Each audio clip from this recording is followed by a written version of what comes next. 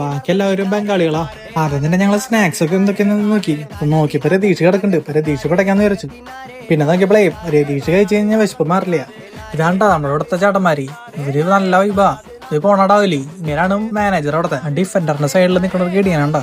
ഇട്ടാ അവനെ നോക്കിയിട്ട് ഞങ്ങൾ ഇവിടെ വെയിറ്റ് ചെയ്ത് നിൽക്കണം. കാരണം അവൻ വന്നാലേ ഞങ്ങൾ ഫുഡ് അടി തുടങ്ങുള്ളൂ. നമ്മുടെ വൈബ് എന്ന് പറഞ്ഞാൽ നമ്മൾ ചായ കുടിച്ച് പോകാനുള്ളതാണ്. ഇവന്റെ വൈബ് എന്ന് പറഞ്ഞു കഴിഞ്ഞാൽ പൊറോട്ട അല്ലെങ്കിൽ എന്തെങ്കിലും ഐറ്റങ്ങൾ ആള് പൂച്ചോടെ. അപ്പൊ അതിൽ നിന്ന് കൈയിട്ട് അളക്കാന്നുള്ള സ്കീമിലാണ് ഞങ്ങളോട് ഇരിക്കണം. ഞങ്ങൾ 3 പേരും കൂടിയിട്ട് അതിന് വേണ്ടിയിട്ട് വെയിറ്റ് ചെയ്ത് അവിടുത്തെ സ്ഥിരം കസ്റ്റമർ ആട്ടോ. അതുകൊണ്ട് തന്നെ അവർക്ക് നല്ല സ്നേഹമുണ്ട്. നമ്മൾ തൊട്ട് നോക്കാൻ തുടങ്ങിയ അവസ്ഥ എന്തൊരു സംഭവം മുകളിലുള്ളത്. കുറെ നേരം നോക്കണു.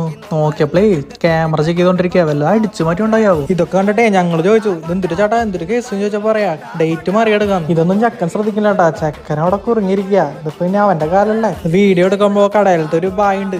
ബായ് ആണെങ്കിൽ ഇതിനൊന്നും വലിയ ഇൻട്രസ്റ്റ് ഇല്ല. അപ്പൊ എന്റെ ഫോട്ടോ ഒന്ന് എടുക്കേണ്ടതാണ് ആള് പറഞ്ഞത്. ഇതാ എന്തോ സ്പെഷ്യല് പറഞ്ഞ സുലൈമാനേട്ടാ. കണ്ട ചപ്പും ചവറുകളൊക്കെ കിട്ടുമെന്നാണ് ആള് പറഞ്ഞത്. നമ്മളങ്ങനൊന്നുമില്ല, ചായ അല്ലെങ്കിൽ കോഫി ഇതിൽ ഏതെങ്കിലും ഒന്ന് മാറി പറയും. അവന്റെ സുലൈമാനിയില് ചവറുകൾ കുറവാന്ന് പറഞ്ഞിട്ട് കൊണ്ട് ഇടിപ്പിച്ചു. പുതിയനയിലും കാര്യങ്ങളൊക്കെ ഇട്ടിട്ട് ഇടിപ്പിച്ചിട്ടുണ്ട്. സ്പെഷ്യലാന്ന് പറഞ്ഞു. അതിനുശേഷം ഞങ്ങൾ ഓർഡർ ചെയ്ത പനീർ ബട്ടർ എത്തിയിട്ടാ. പനീർ ബട്ടറൊക്കെ അത്യാവശ്യം നല്ല അടിപൊളി തന്നെയായിരുന്നു. ഞാൻ പനീർ ബട്ടറിന്റെ വീഡിയോ എടുത്തോണ്ടിരിക്കുമ്പോഴേ ഒരു ഡാവോ വന്നിട്ട് ചായ ഗ്ലാസ് കൊണ്ട് ആട്ടണണ്ട.